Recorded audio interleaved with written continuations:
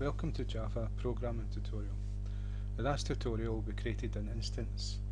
We created two instances of FUD class, this class here, and we called the first one TC, the second one TC2. And the new object, this will be using the new quite a lot to create new objects. It's a key command, and then that's a class again, but it's a constructor. And we explained that. So we've got two copies of this class.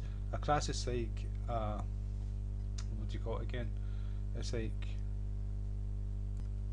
a prototype, and so you build a prototype of maybe a product, and then that prototype, if it's successful, will be distributed, will be mass produced, if it's going to be mass produced, and there'll be many copies of that original prototype on the market.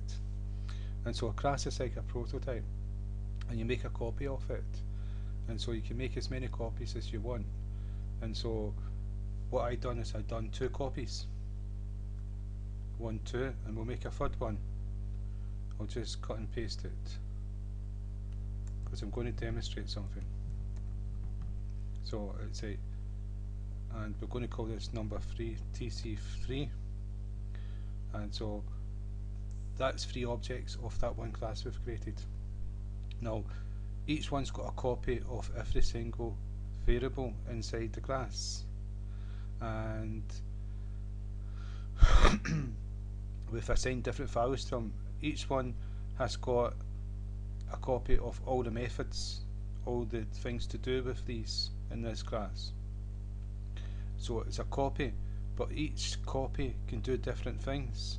They're independent to each other, they don't know that each other exists. Each one cannot access each other's data unless we give it permission to do so. And so though each one has a variable called num2, num2 will start off at 27 for every single one of them when it's created, but if a copy changes that value, it doesn't change the value of the name2 in the other copies, and if they change theirs, it doesn't change the value in this copy. And so each one has separate variables with the same name and the same methods, but they all do the same job, but they're going to do different things to the data inside this class. And so what I'm going to demonstrate this. I've got 3 different instances of the third class, and so we know that if we look at what we have here, we've got name equals 14, right? And so if we use the print method, so if we go tc.name, that's going to print out the name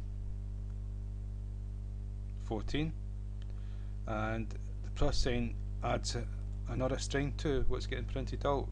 We're going to explain this in inputs and outputs when we get there, and that is quite straightforward as well.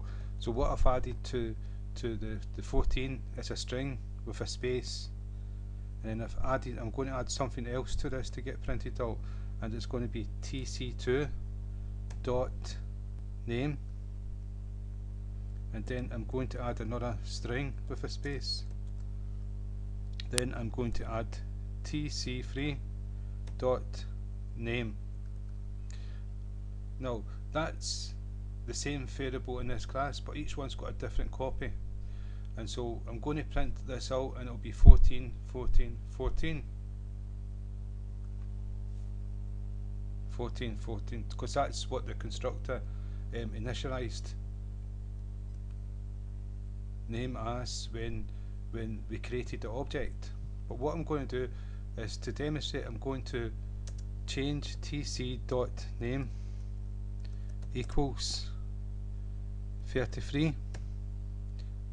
So we've changed name, but not in tc2 or tc3, but in tc. If we run the program, tc, the first one, tc.name, is 33, but the other two are still 14.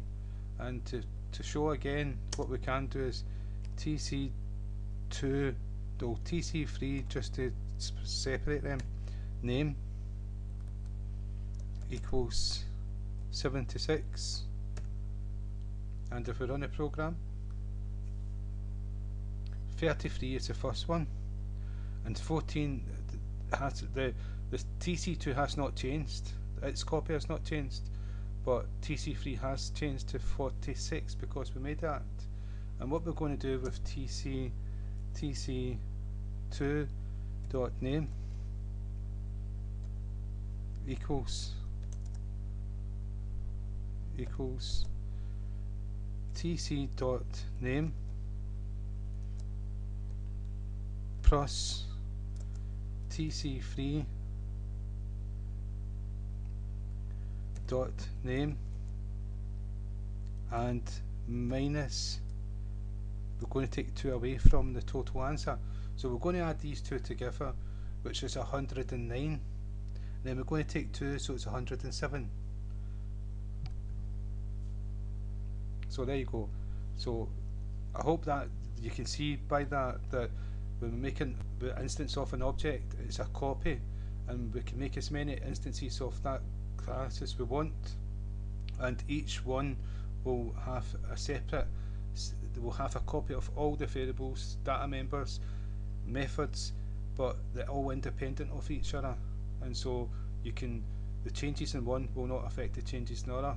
So that's so I hope that's helped, and sometimes that's a bit difficult when you're starting off to appreciate that, you know, like objects, that it's a copy of the prototype, and so when you're changing the copy, you're not changing the original value which we've all got a copy of, and it doesn't affect other copies. So that's object oriented programming, but we'll go deeper into it. So again, thank you for your time.